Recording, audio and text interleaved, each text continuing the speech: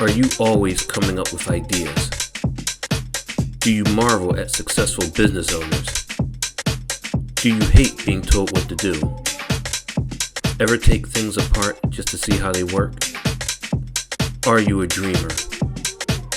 If you've answered yes to any of these questions, this podcast is for you. Welcome to the Entrepreneurial Enclave with Kevin Wortham, the podcast that focuses on building, maintaining, pivoting, planning, and investing in you, the entrepreneur. But first, a word from our sponsor. Pro Tapes and Specialties is the world leader in tape manufacturing and specialty conversion with over 40 years of experience. In addition to our pro brand of high-quality specialty adhesive tapes, we provide contract converting services that help improve your profitability, streamline your supply chain, and reduce inventory cost. We offer the most complete range of converting capabilities in the industry, such as cloth tape, double-coated tape, specialty tape, paper tape, masking tape, vinyl tape, carton sealing tape, adhesive transfer tape, duct tape, foam tape, electrical tape, filament tape, foil tape, reflective tape. And the tape just keeps on rolling. Visit us online today at www.protapes.com or call us at 800-345-0234. Pro Tapes, it's just how we roll. Welcome to another fantastic episode of the Entrepreneurial Enclave, Life's Coming Attraction. Man, I am so excited. But first, I am your host, Kevin Wortham, but I am so excited because today, this man is Trenton. Anything that's happening in Trenton, this is the man. So, Jacque, welcome to the platform, brother. How are you?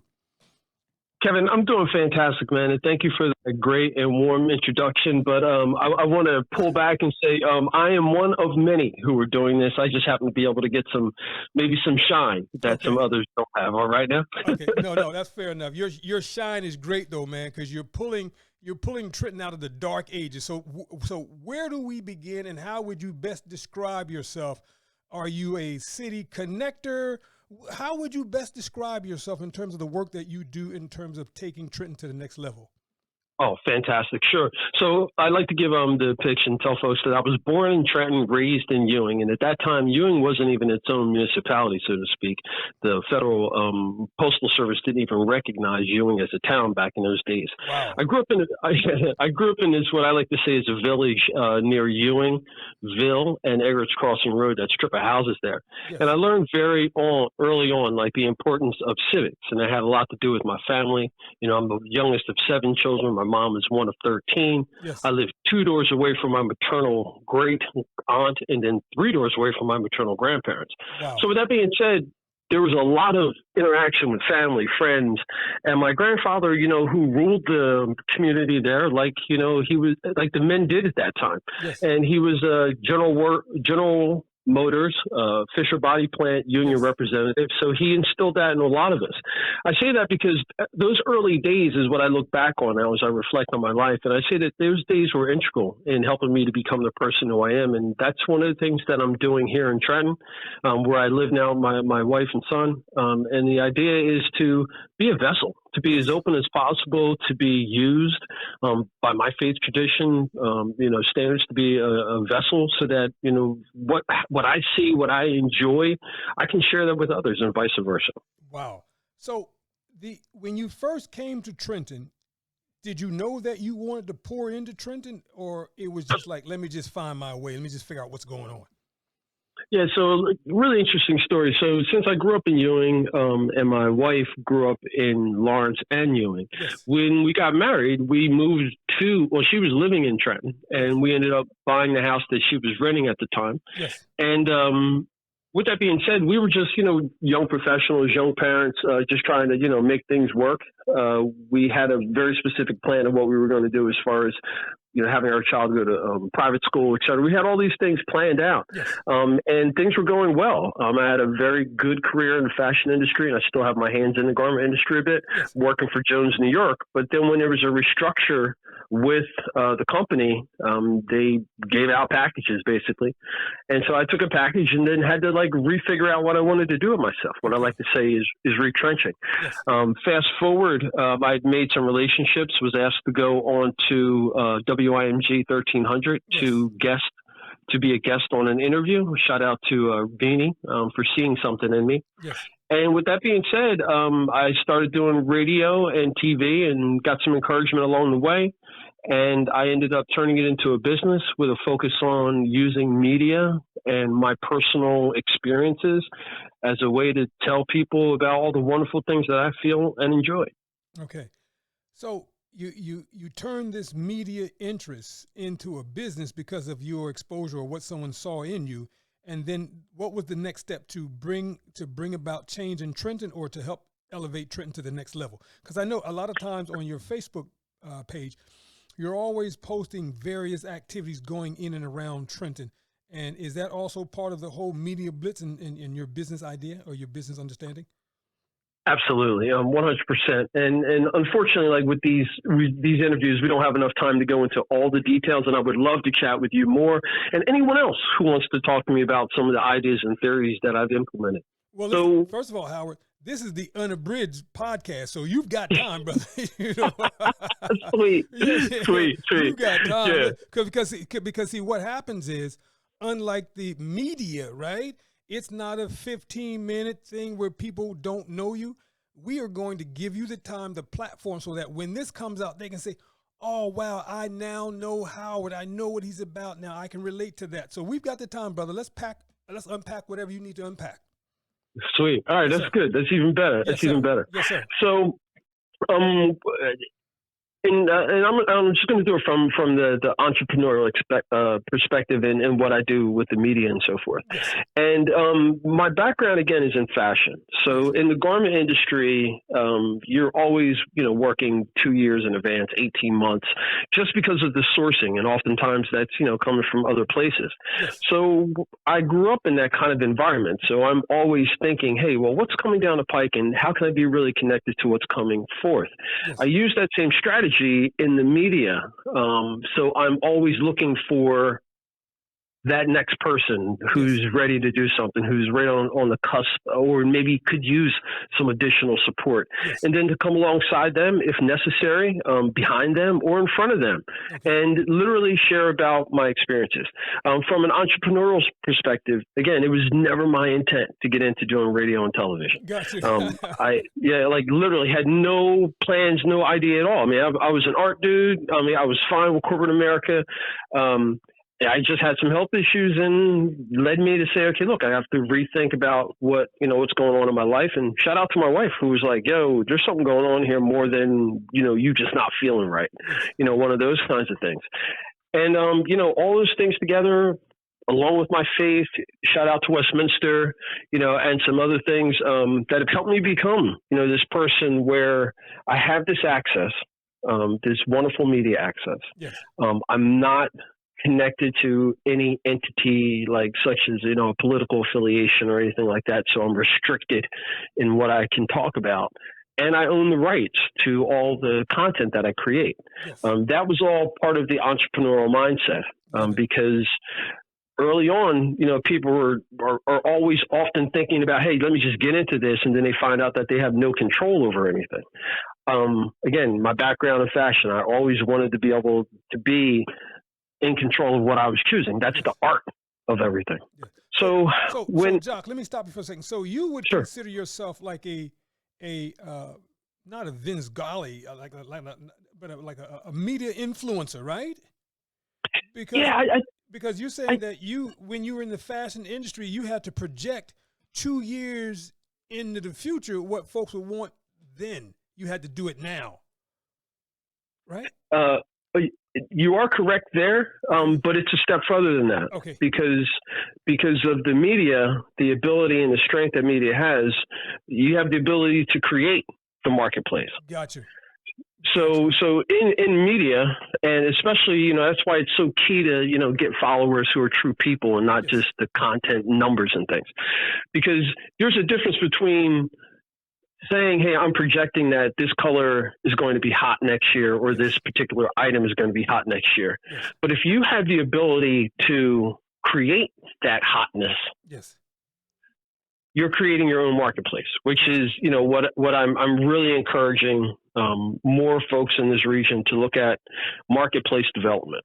I'm going to spin this and say, and I know we're all over the place, but I want to spin this and say it all makes sense. So if someone listens to this a couple of times, I think they'll get it. This is a manufacturing hub. Yes. It always has been. Yes. There's a reason why post-industrial cities, just like Trenton, go through a cyclical time. Yes. It's just the way we are as human beings. We all, we go through these cycles. For whatever reason, and I'm not sure, I would assume it was designed, I believe that we have gotten to a place where we have forgotten that everything changes in season. Yes. And we should be focusing more on how do we improve with the changing of the seasons, Yes. as opposed to just getting through the seasons and complaining about the seasons Yes. when we know they're coming. Yes. Right. And I think that from an entrepreneur's standpoint, since this region is so old, Yes. there hasn't been a lot of new ingenuity to come through and say, hey, how can we go back to this original cycle? How come we can't tap into the basic things that we know are going to happen? We're going to have the seasons here. We're right on the river. How do we take advantage of this? How do we build industry around those things that we know are coming? Yes. How do we revisit the industries that we let dry up and come with something, a bit more progressive? Okay. Let me stop you, Howard, because Sure. I know we are trying to be organic, but one thing that comes to my mind, I'm quite sure we are not projecting stupidity and idiotness, are we? Because that's what I see currently. It's almost like a popularity contest. It's like whoever is the most popular person at this time, you get to run this, you get to be a part of city council. So where does the magic exist where we're getting back to the true hub that Trenton once was? I mean, how do we ever get back to that, right?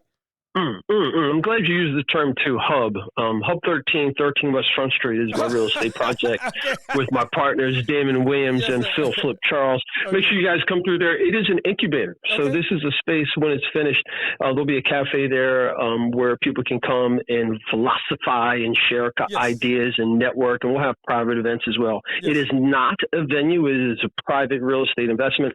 But just find out more information on the website, hub-13.com. Yes. So Kevin, I think when it comes to the politics, I think that we have had, it is so systemically and generationally, I don't want to use the term bad, but dysfunctional here.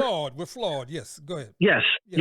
So dysfunctional that there's no political solution. Yes.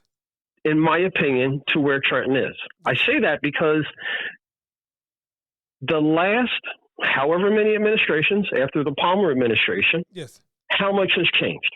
Now, I know we can point to like some blips and some things ticking up here and there and so forth, but as a whole, yes, you're a resident of Trenton. Do you really think that your city is better than it was at the Mack administration or worse? And the ones through it. And again, this has nothing to do with any of the politicians because I don't think that it's a political issue.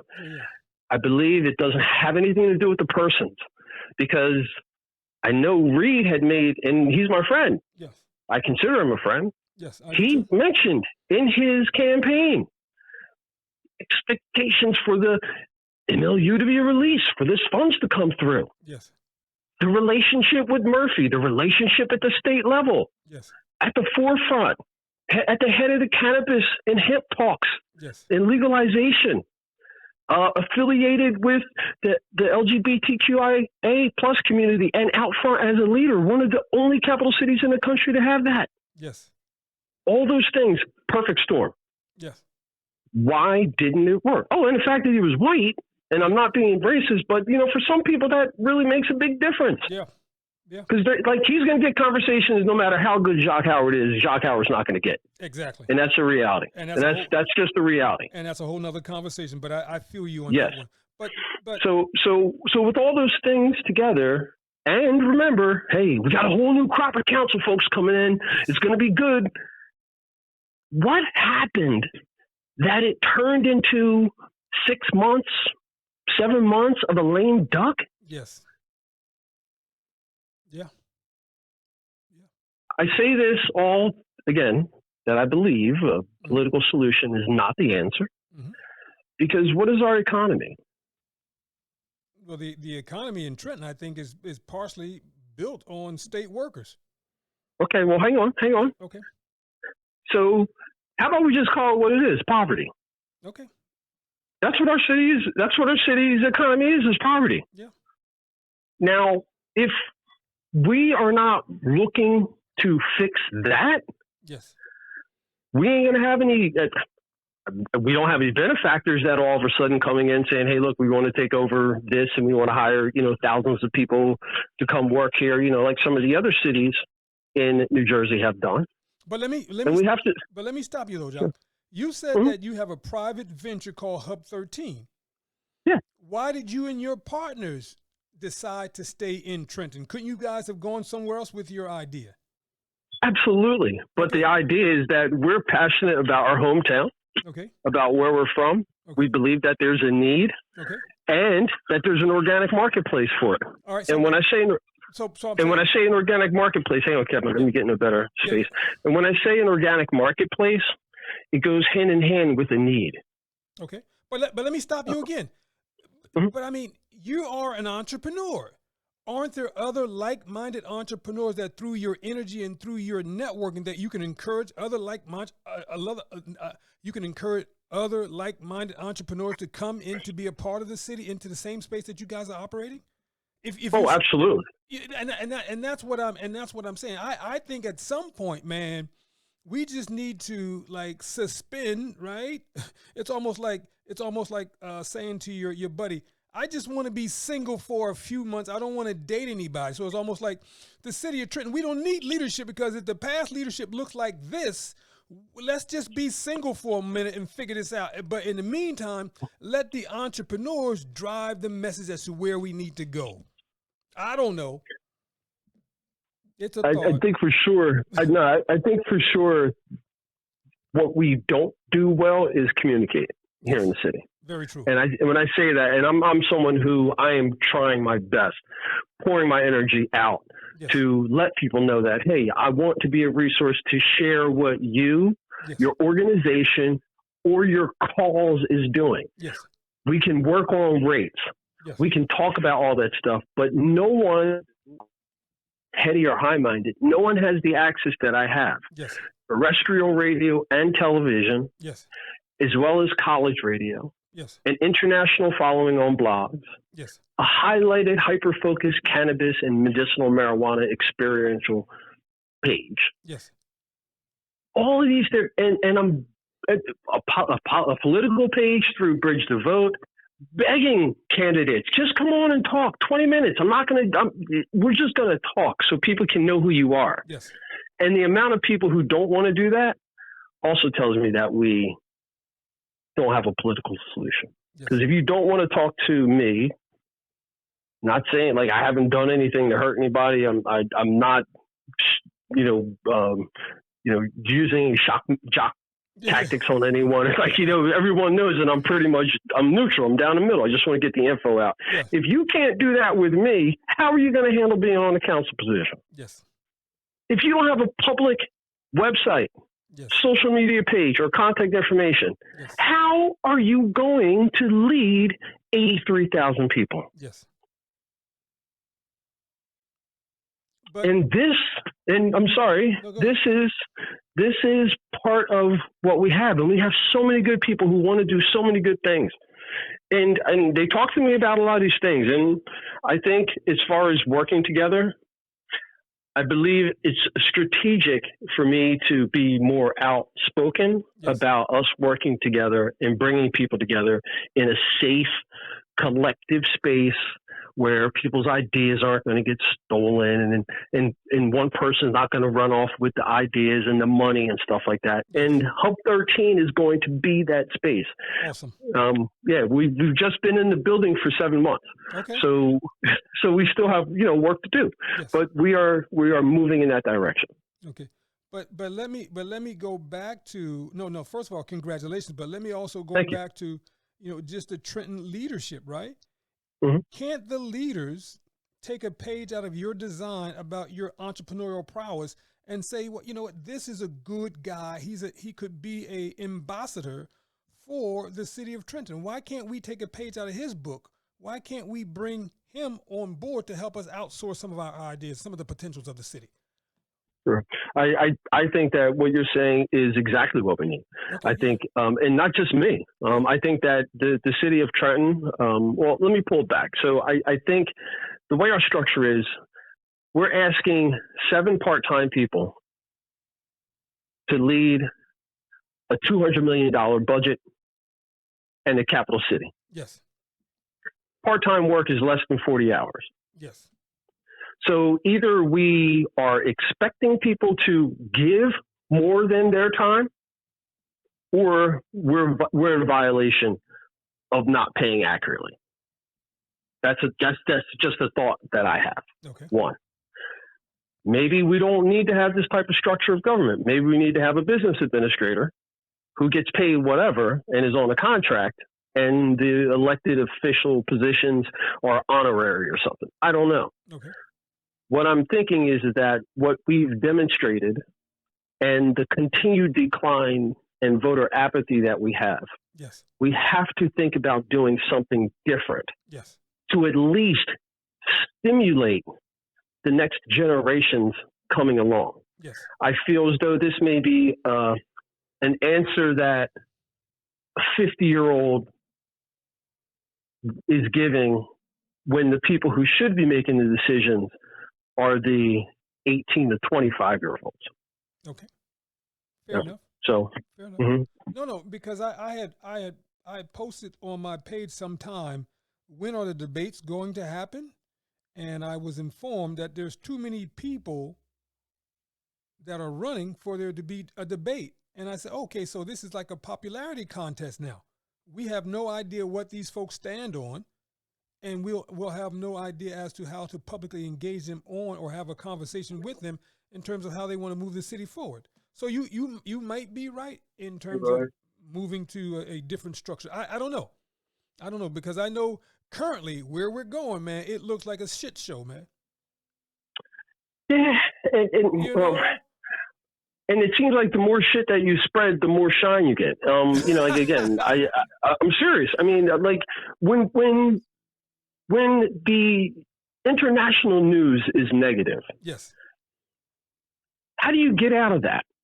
Yeah. When they're covering stuff out of the country that Yes. takes place in Trenton and it's wrong or it's negative or it's something that's bad, Yes. how do you get out of that? Yeah. Now, back to the idea of the ambassadors. I think that it's a brilliant idea. I think that there's a lot of people who would be great at it, Yes. and I think it would showcase our diversity, which I think is a strength Yes. that we have, Yes. as well as, the location, all the real estate people say, et cetera, and the history, all those different things. But I think that we could have an army of ambassadors Yes. who could do that and be willing to do that. Maybe that's the part-time position instead of it being council. Yeah. Maybe we have, 5 people in each ward and give the downtown a ward, designation or whatever, and then have people on the street who are ambassadors Yeah. who can act as those liaisons Yeah. to the city. And it be a part-time gig, different ages, et cetera. All right. And then let's continue on. Sorry about that. Let's continue on and think about how we can bring in some different types of industry, Kevin, Yes. with these ambassadors, Yes. because we have very much a motorsports culture here in the city. Mm-hmm. And when I say that, I mean 2-wheeled, 3-wheeled, and 4-wheeled. Mm-hmm. A progressive mind may say, how do we harness this energy that is organic? We have these people here. They're spending money, Yes. and a lot of money, obviously, because you're racing around. You got to be buying gas. Yes. The parts on the car, working on the car, all that stuff. That's an opportunity to grow. That means we got a lot of skilled mechanics here. Yes. Why can't we think about some sort of a plan from the municipal level with the community where we can bring those folks to the conversation? Yes. Going back to the communication, most of the time politically in our city, if you show support for any particular person, you get categorized. Yes. And with that categorization, I believe, it now limits your effectiveness and your ability to do pretty much anything. Yes. And I'll tell you from a prime example. I didn't have a child that went to school in public school, but I was asked to be a part of the community liaison with the superintendent. Yes. It was fantastic. I mean, I learned a lot. I was able to really get a better understanding. When I told someone this at an event, they responded, "I've been a teacher for 30 plus years," and cussed me out for being a part of the board because they didn't like the superintendent. Wow. Now, my concern is, what are the children getting from that person? Nothing. Yes. Well, Yes. they might be getting worse than nothing. Worse. Yeah, you're right. And I want to have these conversations, and I have things spelled out in the acronym R.E.A.C.H, R-E.A.C.H. Yes. And the reason why I came up with that idea and that model was it would pull together a bit more so that people could see, damn, Jacque's really doing all this stuff and has been doing all this stuff? Yes. And I don't even really do a good job of putting a lot of things up on my website, but at least people can get an idea and see that, no, I got skin in the game in recreation through the skate park that I'm working to have built, Yes. and leading Trenton Cycling Revolution as a bike and walk pedestrian advocacy agent. Yes, with the environment, with doing cleanups and encouraging urban agriculture.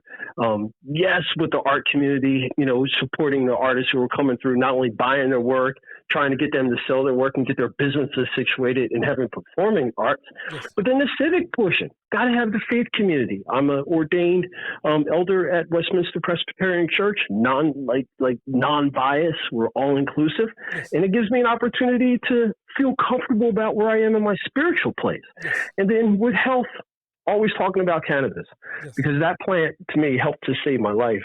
And there's enough, my wife, my son, they can tell you, he's a different guy. Okay. So, I mean, you have said so much, Jacque, on that one. So let's slow down and let's unpack each and every one of those, because I think that could be a great conversation. So if you don't mind, let's start from the beginning. You were, not from the beginning per se, but you had mentioned like 7 things already. Like the first 2 minutes. Well, I'm gonna, Kevin, I'm gonna apologize, man. I just got someone who just walked up, so I've got to go, actually. But can we promise to come back and do this again really soon? Yeah. Well, so you want me to hold this episode and we can pick up where we left off, or how do you want to do that? No, drop this one, and then let's come back and we'll talk about all the 7 things that you pulled out of it. Oh, okay, yeah, we can do that. So this is definitely part 1. We're definitely going to do part 2. I got you, brother. I got you. All right, but listen, I really got to run. Okay. Okay. All right, Kevin. Thank you, man, so much. Yep. All right, bye now. That concludes another episode of the Entrepreneurial Enclave with Kevin Wortham, the podcast that focuses on building, maintaining, pivoting, planning, and investing in you, the entrepreneur. We hope you found this episode informative and enlightening. If you have any questions or comments about any of our episodes, please call 609-731-9311 or email kevin@minding-our-business.com. We look forward to joining us for our next one. Until next time.